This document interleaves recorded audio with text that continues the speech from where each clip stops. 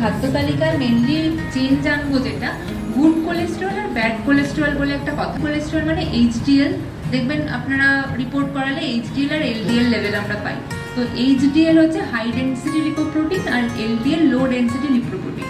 High density lipoprotein সেটা আমাদের স্বাস্থ্যের পক্ষে ভালো। ওটাকে বাড়ানোর জন্য আমাদের অ্যান্টিঅক্সিডেন্ট বলে একটা কথা হয়, আমরা খুব পরিচিত নামটার সাথে, অ্যান্টিঅক্সিডেন্ট যুক্ত খাবার। তো সেটা হচ্ছে ভিটামিন সি, ভিটামিন ই, এ, সেলিনিয়াম, এইসব জাতীয় মানে ভিটামিন আর খনিজ লবণ যে খাবারে আছে সেই জিনিসগুলো আমাকে বেশি করে খেতে হবে। মানে আমাকে ফল সবজির পরিমাণ খাবারে বাড়িয়ে দিতে হবে, তাহলে আমার এইচডিএল লেভেল অনেকটা বেড়ে যাবে। আর এলডিএল কমানোর রাস্তা হচ্ছে খাবারের মধ্যে গুড ফ্যাট বাড়াতে হবে। এই যে গুড ফ্যাট মানে ওই যেগুলো এইচডিএল বাড়ানোর জন্য আমি বললাম খেতে, সেই জিনিসগুলো বাড়াতে হবে। আর খাবারের মধ্যে তৈলাক্ত মানে ফ্যাট যে জিনিসটা খাবার থেকে কমাতে হবে।